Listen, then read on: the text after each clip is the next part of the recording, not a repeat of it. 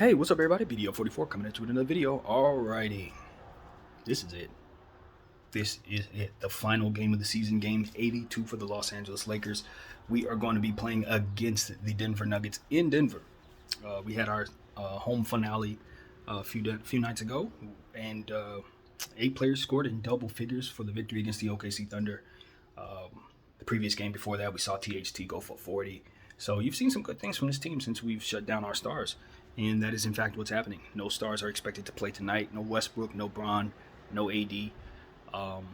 And, you know, we're going to see a lot more of the same from the last few games, you know, which is an emphasis on young players. We've finally, these guys wait until the final game of the season, to call up Mac McClung and give him a 2-way deal, which should have been done at the beginning of this season, but they finally get it done now, even though it's too late. But we're here, and so we'll probably get a chance to see Mac suit up for the Lakers in the final game of the season. So that's really good. We also seen some good play out of a new guy. His name escapes me, unfortunately, but that's a product of the Lakers not playing him. You know what I mean? It's the product of having a player on our team who's been killing it in the G League and ultimately never being seen once again. So I'm looking forward to us becoming familiar with this player, and hopefully we can carry him into the summer league so we can have an understanding of who all is on our team and who all we didn't play throughout this season. We'll see more of Austin Reeves as well. That's a really, really important piece going forward for the Los Angeles Lakers. A player who can do some things for us defensively as well as playmaking and things of that nature. I want to see him work on his three-point shot in the offseason. Hopefully he can come back and be a better shooter. Or much improved, not too much better, but improved, you know.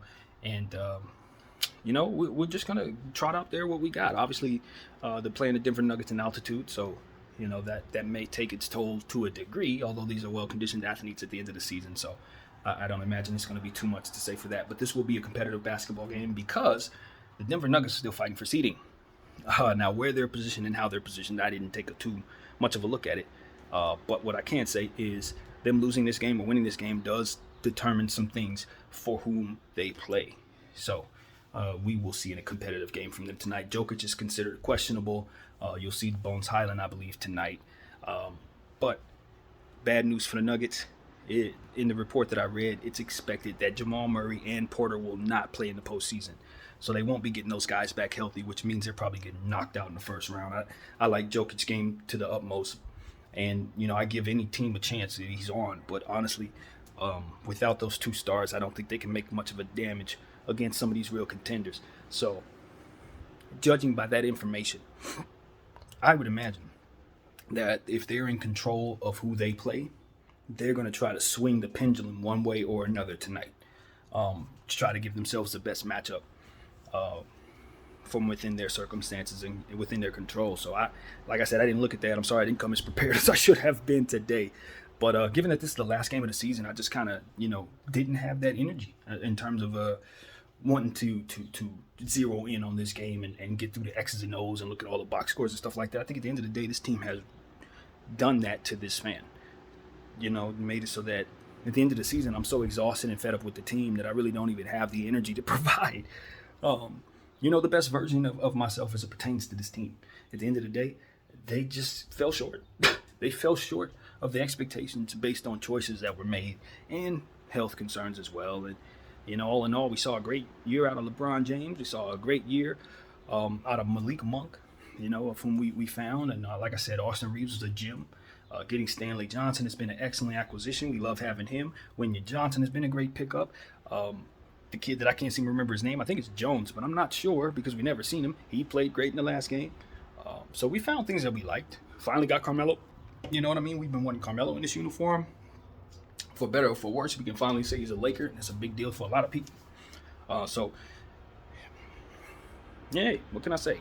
And as I said in the last video, I'm counting my wins. Anytime we can end the season with all 3 of those big 3 100% healthy, that's something to be okay with. You know, at the end of the day, we didn't win our championship, and we're going to see this as a big failure, if not the biggest failure ever for our team.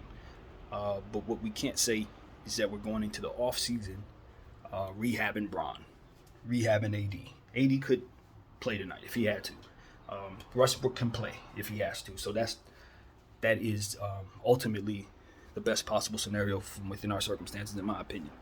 And now it's just about the Lakers doing what they have to do. Obviously, this is going to be Frank Vogel's last game as a Laker coach. I don't think there's any scenario where he comes back. I think the decision has already been made. The report's already out there. And so we're bidding him a farewell tonight. And I think it's going to be a good one. We're all very excited about the opportunity to just kind of have a different look next season in general. He's done some fantastic things here in terms of winning a championship in the bubble. That was not a small feat, to say the least. So we'll always remember and appreciate the moment. 2020, we got champions up and down that we can always celebrate, and he's one of them. But this year and last year, we've been left alone with his weaknesses, and with the circumstances that we've had, the situation has gone completely sour. It's just left at this point, and now, it's kind of cloudy in terms of being able to really see 2020 and give him the benefit of the doubt, as we've seen too much negative since then. That makes it so that this is something that we welcome, and it's something that needs to happen, I believe. So I've been lobbying for this all season long. I'm disappointed that it hasn't been done already, and it's just strictly because of the necessary need for this team to get better in some areas that he controls. So that is the situation. He's going to coach tonight.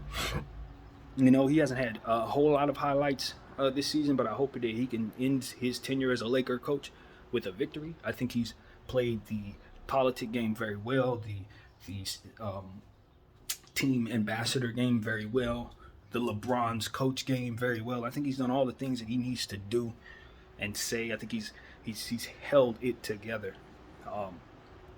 in a real way, in the presence of massive pressure and a lot of scrutiny, especially coming from people like myself who don't care much for anything other than the team's success. And that can take a great deal of toll on anyone's mental health. And I acknowledge that in this camera right here and now. I don't think I've been a help to that if he were to watch my videos. But I'm a frustrated fan.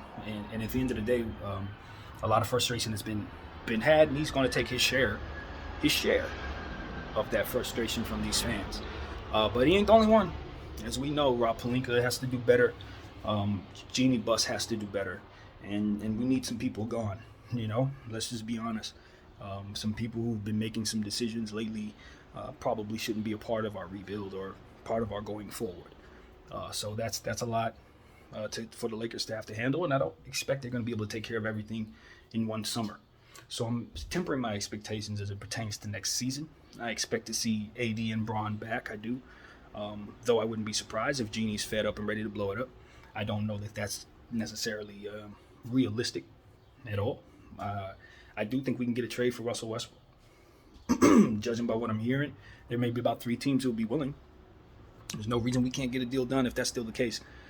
Come trade start process, whatever they call that day, the beginning of the trade process. So when we get to that point, we'll have a lot to talk about on this channel. But as far as tonight, we're just going to watch a game with some guys who are going to run around a lot. Run around in terms of fast-paced energy. We're going to see a lot of youthful players on the floor, of course. If Mac McClung gets the type of minutes that I hope to see him get, maybe we can see what he can do athletically. I know he can jump out the gym, and he's been getting triple-doubles left and right in the G League. So it'll be nice to see him get at least 20 minutes tonight. I don't expect him to overtake all the guards, but I want to see what he can do. I want to see him on an NBA floor in a Laker uniform, and I don't think we've put him in one since the preseason. So we've had so many missed opportunities, Laker fans. I'm not going to lie to you. I'm not saying that this team would have won a championship if we would have did things differently, but we would have been in the playoffs for sure if we would have called some of these guys up and played the Stanleys and the Winions and got these guys sooner, gotten rid of the Trevor and DJ sooner. These are things that were foreseeable. The problems that we had, they all could have been fixed, man. All of them. And I've called them out in real time. And I remember back in December saying, look, this needs to happen. We need to fire this guy. We need to stop playing this guy. If we would have just started doing those things when it became clear that they were problems, we'd be contenders. And that is a part of the situation that just caters to understanding what all needs to happen for you to be as bad as we were. People have to neglect certain things that are pretty obvious, make certain decisions beforehand that lead to the circumstances that you find yourself in, rather. injuries, obviously. Guys have to have inexplicable years like Westbrook's year to start the season, turning the ball over and being as he was. A lot went wrong in a perfect storm kind of way. That's basically what I'm here to say, and that's where we're at. I think the Lakers. I think this is a tough turnaround to turn us into a champion. I don't think it's a tough turnaround to turn us into a good playoff team. If you want to make us a good playoff team next year, you can do that quick. But to make us a championship caliber team, I don't know that we can make this core a championship caliber team anymore. I don't know that this front office can take this core with Bron and AD and make them a champion again. Because I look at that Bron and AD and I say, okay, Bron's headed downhill with himself. Even though he's playing great, you're going to get less out of him defensively. You're going to get more long three-point shots going forward because he's going to conserve more energy as he gets older. That's not less. So we better be ready for that. And the other half of that is AD. Who is he going to come back as? Is he going to take his conditioning seriously in terms of making the changes that everybody's suggesting? Or is he going to stick with his program? Is that program going to finally give him the result he's looking for? Is it going to matter? You know what I mean? These are things that I have questions about with AD. I'm not questioning his talent. I'm going to question his body, though. Can it hold up? Can he get to a level of conditioning where he feels comfortable again and faster again? Because my problem with AD isn't just injuries. It's speed. It's speed, man. A player of his caliber and his talent level would be even more so effective if he would get a little faster. Just runs up front of the floor just a step faster. And I think that just comes with more cardio or whatever, more conditioning in a different way. So I just want to see him do that. I want to see him get stronger and get leaner. A lot of people get stronger and they get bigger. That's not what I want for AD. I want AD to get stronger in some of the other areas, in other ways rather. So if he can do what, make the changes necessary, whatever those changes are, and comes back the player that he's been for 10 years, basically one of the best players in the league, then I feel very good about going forward with him. But if he comes back bringing us the same AD that he was, kind of tired and despondent, comfortable with where he's at, comfortable with his effort, having scored 15 points and maybe 8 rebounds and being cool with that, the only player in the league with his skill set that puts up those numbers on a given night. Like, you ain't never going to see that out of Joel. You ain't never going to see that out of Jokic. You're not even going to see that out of Cat. But out of AD, yeah. AD will have a game. Well, he feel like he did pretty good, but he had like 15 points. And that's just like, nah. 15 points, 10 boards. No, man. We can get that production from the G League dude. We can grab a guy. We can get that from Winyon. I need you to put up the crazy numbers that you're capable of doing, and the only way he's going to do that is if he gets in the type of shape that he hasn't been in a very long time.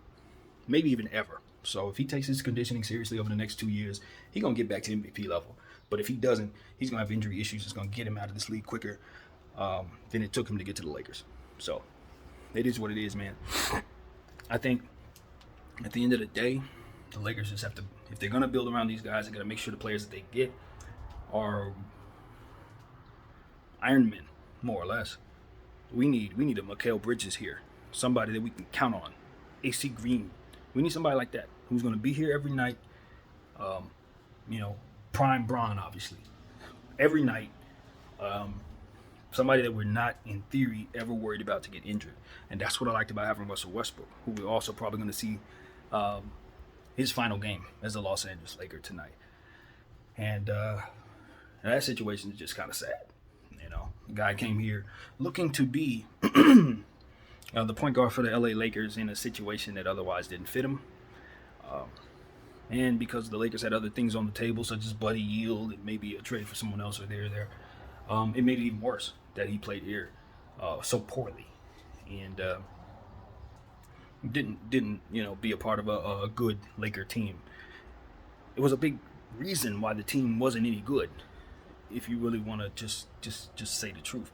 But I think there was a lot to be said for who he was put on the floor with, what was being run, the type of plays that were being run, which I thought for a good portion of the season were just stagnant and plays lacking in imagination.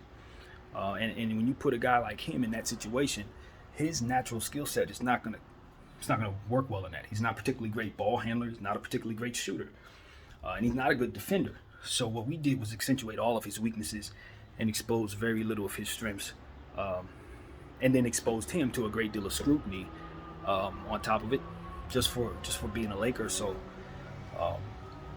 it's sad.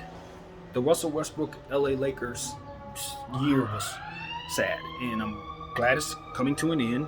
I don't think it's a need for a redemption story in terms of him staying another year and trying to bring it back, run it back, try to get it right. No, I have no doubt that if we brought him back next season, he would be a better player. I have no doubt if we put the right coach in here and put the right roster around him, he'll give us the triple doubles that he's going to give the next team. I have no doubt about that. The reason why I'm willing to get rid of Russell Westbrook is because of the defense. The defense. His defensive liability issues are not just physical. He makes really, really, really bad reads a lot of the time, and for him to have such a prominent role on the defensive end, that's unacceptable. It's unacceptable. You know, I can live with the turnovers, believe it or not. I love the way that he attacks the interior, and you're not going to be a better interior team for him leaving. So just expect that. All these layups and all these 55-point games where you got 55 points in the paint, 60 points in the paint, without Russell Westbrook, that's going bye-bye. So be ready for that. But at the end of the day, you got to deal with what he gives up. And what he gives up on the defensive end is just it's practically unplayable at times.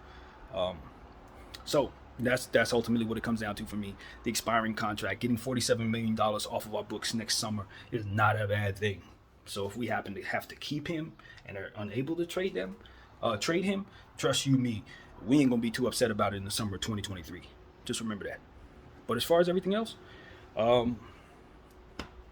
you know, again, another guy who I think may be playing his last game as a Laker, even though I really hope this isn't true, Malik Monk.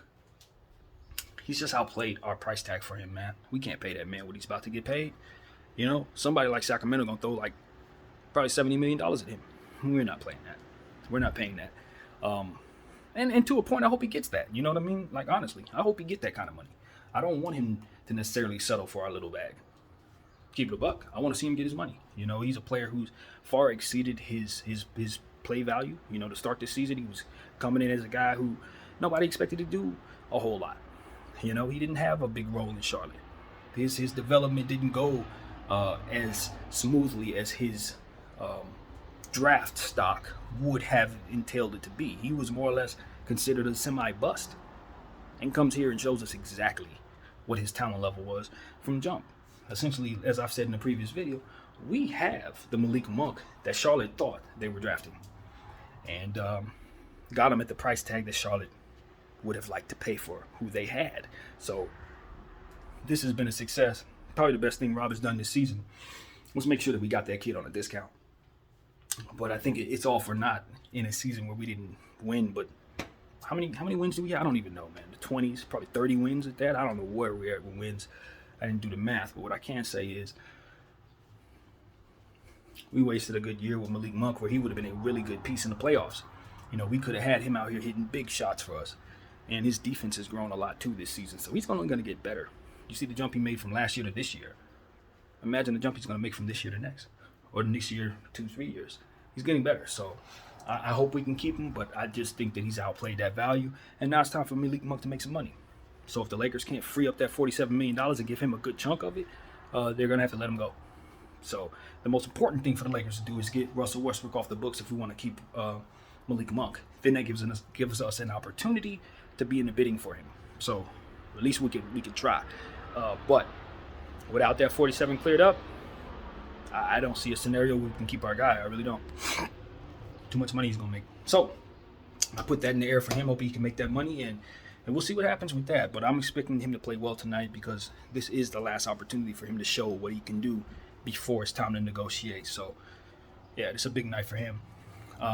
DJ Augustine, I think the same way in a way. I don't know what his contract situation is, but I think he only signed on for the end of the year with us. So if we can get him out there, maybe hit a couple 3-point shots for himself, he can remind everybody why he needs to be in our NBA team next year. I really think that he should be on our team next year at a low price. We're talking about guys who make 1 point, 1.7 or 1.5, whatever that is, he's definitely somebody I want to bring back next year. So, yeah, man, that's what it is. Obviously, THT, want to see him continue to play well. Maybe he's playing his last game as a Laker.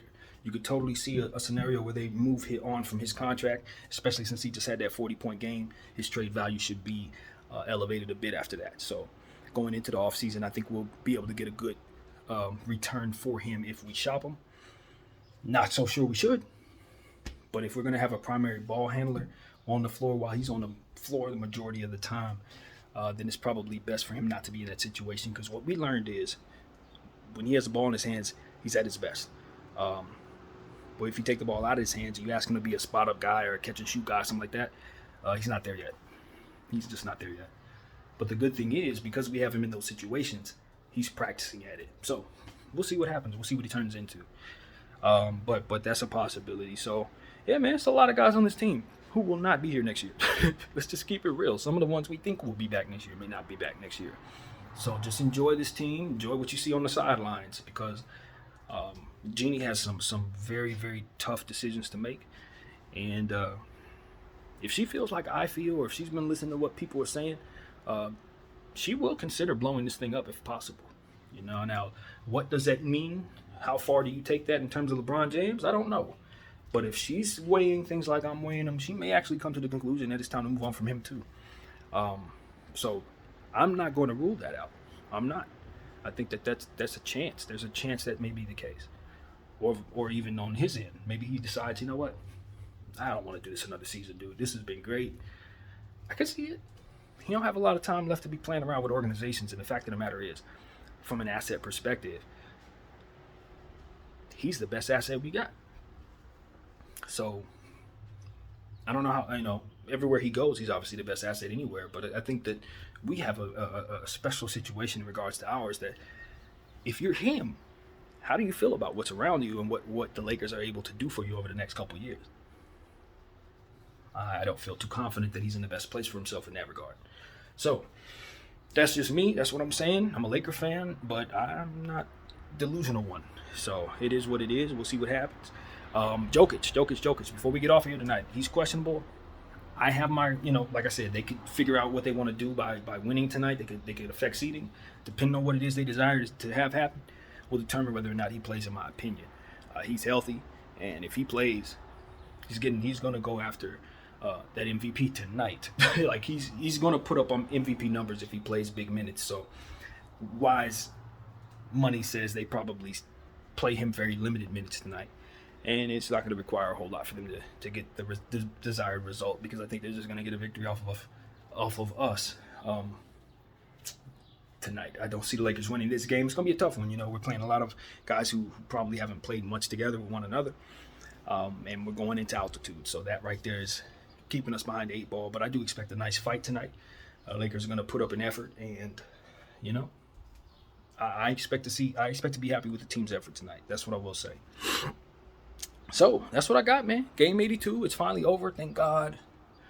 Never been so ready for a season to end, but I can say that we're ending the season on a fairly upbeat note. That's the word, upbeat. We're not positive, but we're upbeat.